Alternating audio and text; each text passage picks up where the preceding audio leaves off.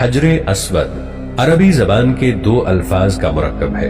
حجر عربی زبان میں پتھر کو کہتے ہیں، جبکہ اسود کا مطلب کالا ہوتا ہے، یعنی کہ کالا پتھر۔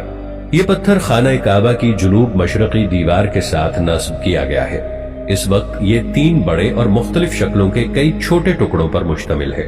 یہ ٹکڑے اندازاً 2.5 فٹ قطر کے دائرے میں جڑے ہوئے ہیں، جن کے گرد چاندی کا گول سا ایک چکر بنا ہوا ہے۔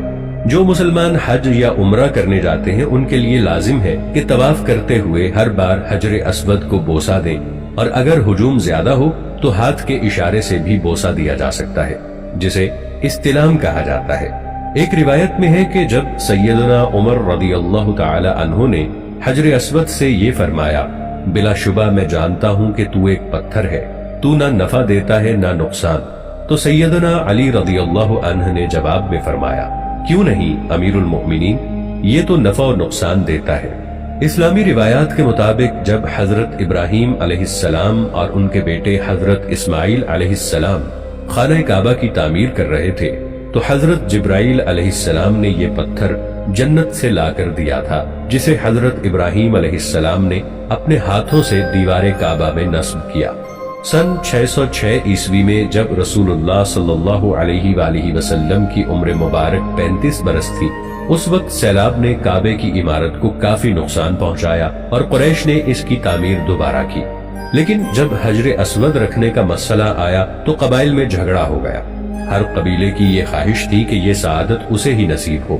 رسول اللہ صلی اللہ علیہ وآلہ وسلم نے اس جھگڑے کو طے کرنے کے لیے یہ طریقہ اختیار کیا کہ حجر اسود کو ایک چادر میں رکھا اور تمام سرداران قبائل سے کہا کہ وہ چادر کے کونے پکڑ کر اٹھائیں۔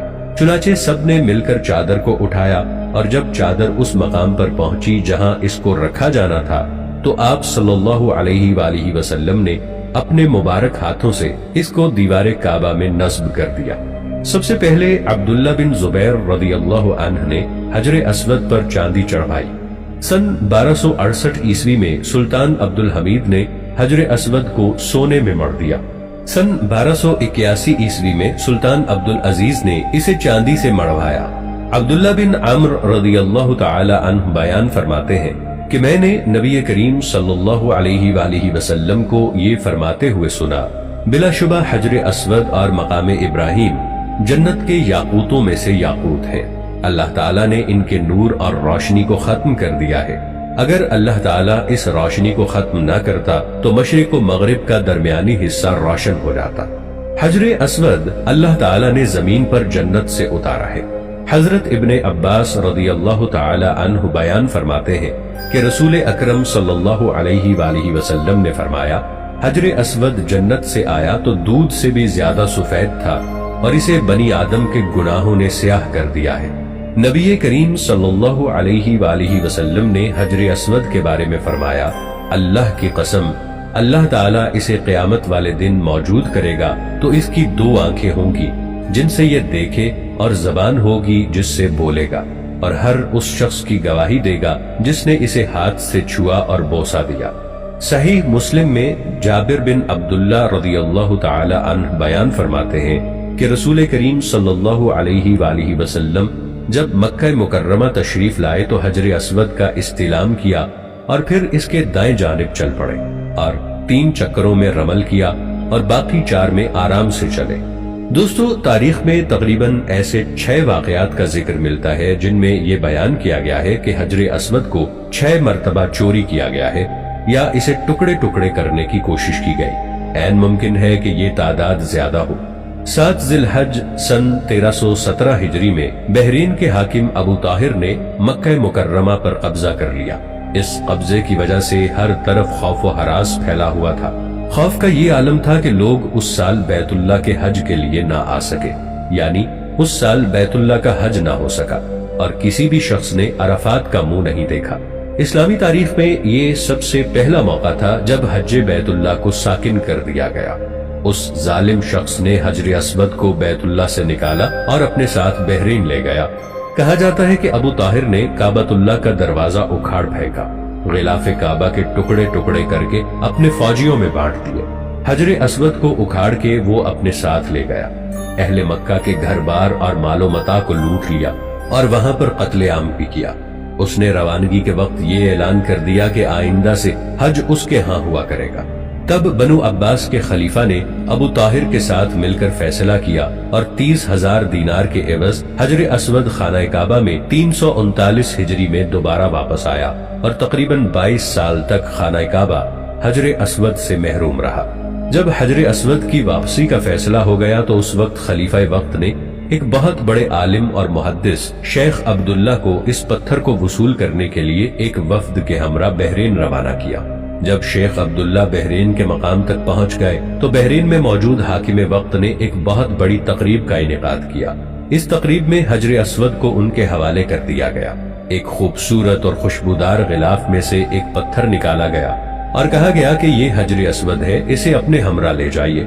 तब शेख अब्दुल्ला फरमाने लगे कि ये हजर अस्वद नहीं है, क्योंकि इस पत्थर में 2 निशानियां हैं। अगर ये पत्थर इन 2 निशानियों पर पूरा उतरा तो ये हजर अस्वद ही होगा और हम इसे अपने साथ ले जाएंगे। पहली निशानी ये है कि इस पत्थर को जब पानी में डाला जाए तो ये पानी की सतह पर तैरता रहता है, डूबता नहीं है। इस पत्थर की दूसरी निशानी ये है कि इस पत्थर को आग नहीं छू सकती। अगर इसे आग में रखा जाए तो ये पत्थर ठंडा ही रहेगा। इस पत्थर को जब पानी में डाला गया तो वो पत्थर पानी में डूब गया। दूसरी निशानी देखने के लिए जब उसे आग में डाला गया तो वो तप कर इंतहाई गर्म हो गया और आखिरकार चटक गया। तब वो कहने लगे कि ये असल हजर अस्वद नहीं है और हम असल हजर अस्वद ही लेकर जाएंगे। कहा जाता है कि तब असल हजर अस्वद लाया गया। जब उसे आग में डालकर परखा गया तो वो ठंडा निकला और जब उस पत्थर को पानी में डुबोया गया तो वो पत्थर पानी की सतह पर तैरने लगा। तो मुहद्दिस अब्दुल्ला फरमाने लगे कि बिलाशुबा यही हजर अस्वद है जो कि जन्नत से लाया गया है, इसी से खाना काबा की रौनक है। अबू ताहिर इंतहाई ताज्जुब के आलम में पूछने लगा कि आपको हजर अस्वद के इन छुपे हुए राजों के बारे में कैसे पता है? तो आप फरमाने लगे कि हमें हमारे नबी करीम हजरत मोहम्मद सल्लल्लाहु अलैहि वसल्लम से इन बातों के बारे में पता चला है। नबी करीम सल्लल्लाहु अलैहि वसल्लम ने हमें बताया था कि हजर अस्वद आग से गर्म नहीं होगा और पानी में नहीं डूबेगा। हजर अस्वद जब उनके हवाले कर दिया गया तो इस पत्थर को एक कमजोर सी ऊंटनी पर लाद दिया गया। अल्लाह के हुक्म से इस ऊंटनी में इस कदर ताकत आ गई कि उस ऊंटनी ने निहायत बर्क रफ्तारी के साथ इस पत्थर को खाने काबा तक पहुंचा दिया, क्योंकि ये पत्थर अपने असल मकाम की तरफ लौट रहा था।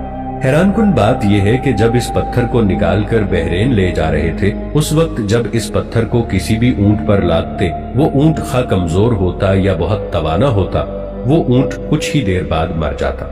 बहरीन जाते जाते तकरीबन 40 ऊंट इस हादसे का शिकार हो गए। इस तरह 22 साल के तवील अरसे के बाद ये पत्थर अपनी असल जगह पर नस्ब हुआ।